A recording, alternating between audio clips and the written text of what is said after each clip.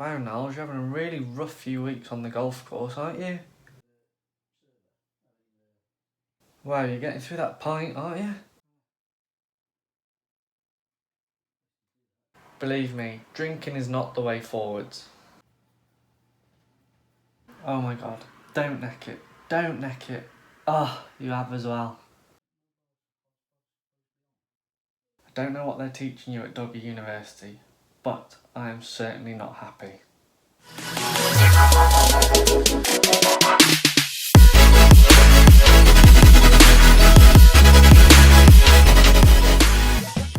Hey golfers, and welcome back to another video here on my channel, Nick Does Golf. If you are new here, please make sure you hit that subscribe button down below to keep up to date with every video that I am posting, and it's so good to have your support.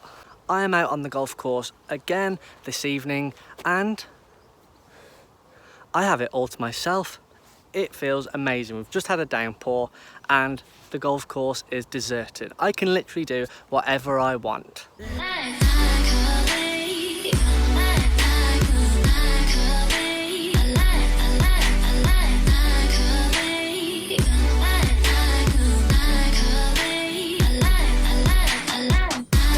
Oh, it's golfer's paradise.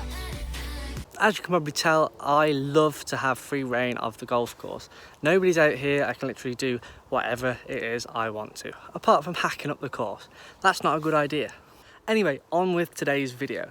Today I'm going to be talking about when you're struggling with your game, what you need to be doing. There is so many people out there, when they struggle, they literally don't have a clue what they are doing. Their head is gone, they literally almost forget how they need to be hitting the ball. Don't worry, I always go into one of these phases as well, at least a couple of times a year. It does happen. You might be doing something that's exactly the same as what you were doing the week before, and it's simply not working because it might feel different. But I'm going to show you some of the tips that I use to help me get back on track. So let's delve in and have a look. This is Nick Does Golf.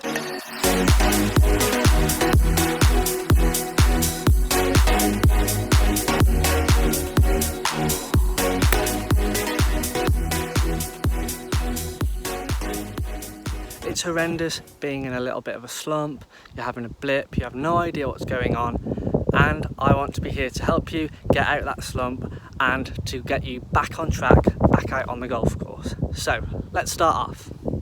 So my first tip for you is to check your basics. Checking your basics is massively important. Okay, so you've got things such as your grip, stance, posture, however you set up to the ball. You need to be checking this and making sure it's right, because chances are when you're struggling, something has been misaligned. Okay, your grip might have changed slightly. Okay, your setup might have changed and it's making a hell of a difference to the way you're swinging the club, striking the ball, etc.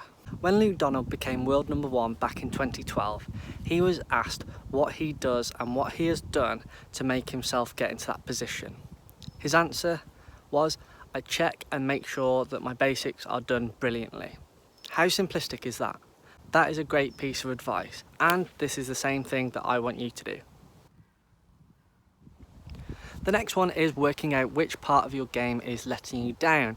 Okay, you might have two parts that are letting you down, but one might be having a detrimental effect on the other. So you might, for example, your driving might be putting you in a poor position, and therefore your recovery shot is not getting you back out of that trouble.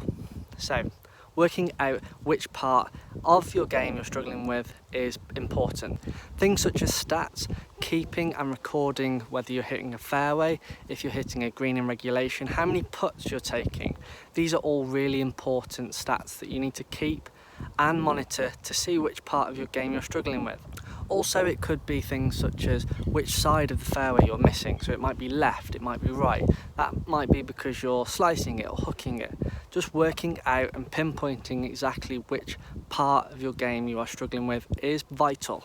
The third one is bring your confidence back. Come on, bring it back. You can do this, okay? Think about all the good shots that you've hit. It might be one particular hole that you're struggling on. Think about the good shots that you've hit on that one. It's these shots that should certainly stick in the memory bank, not the bad ones that you're hitting. Think about a particular shot that you hit and you hit it well. How did it feel Where did it finish? How did it look through the air? Visualize it. It's really important that you do this because it's certainly going to bring back some confidence, ready for when you're standing over the ball, ready to execute that shot again. And if you're not flowing with confidence, make sure you pull away from the ball. Don't be afraid to back off when you're standing over the ball. If you're not confident about a certain shot, don't just go and hit it. It's absolutely pointless because more often than not, the outcome is going to be bad. So build yourself up in that pre-shot routine with positive images in your mind, confident thoughts going into that shot. If you are like me and you are a keen golfer that likes to play every other day or every day, that's keen, it's hard to switch off from the game. So you need to enable yourself to have time to repair. You need also to let your muscles repair as well, okay? Because they're working pretty hard. Okay, the miles per hour that you're creating on your backswing and your three swing is going to have a detrimental effect on your body. It's certainly hard to maintain, and you can pretty much guarantee that your standards are going to drop because you are constantly going at it all the time and it's hard to do. And also, if you're working alongside playing this great game, you don't want to bring your thoughts from actually working and then come into the golf course. You want to go out there and enjoy what you're doing, okay? You don't want to just be in the same cycle all the time, recreating the bad shots, recreating the same sort of thoughts that you're producing out on the golf course, because it's not going to help you one bit. The next one is simply keeping it simple. What we're trying to do out here on the golf course isn't actually hard at all. For myself, it's simply hitting the fairway, hitting the green, and holding the putt. In an ideal world, that would be great because I would go around in an unbelievable score.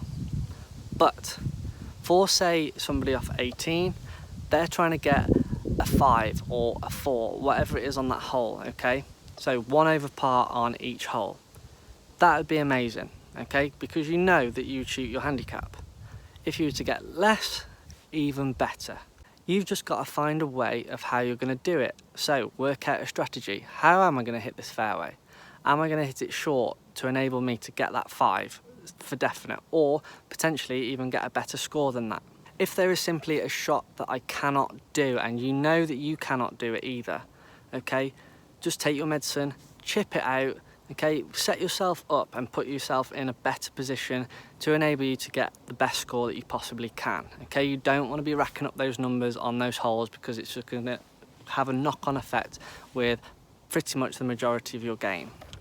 So the next one is your rhythm. Chances are when you're struggling, your rhythm has completely changed, okay? Chances are you've sped it up a hell of a lot and you don't even realise, okay? And you might be expending a hell of a lot more energy whilst taking it out on that golf ball. There's certainly a few different ways that you can choose to get it back. For myself, what I use is very cheesy, by the way, but it's very beneficial, is to say the words Severiano Ballesteros. Yes, that famous golfer, Severiano Ballesteros. So you say Severiano on the way back on your backswing and Ballesteros on the way through, okay?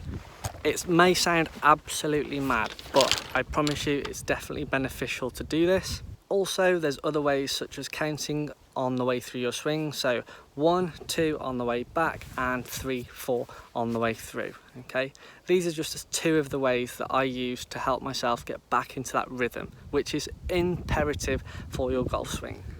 And finally, the last tip that I want to give you, quite simple really and straightforward, go and have some lessons.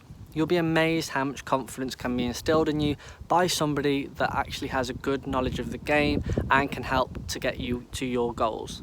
Having some good coaching can certainly help you get to where you want to be, rather than you being in the doldrums for much longer than needed.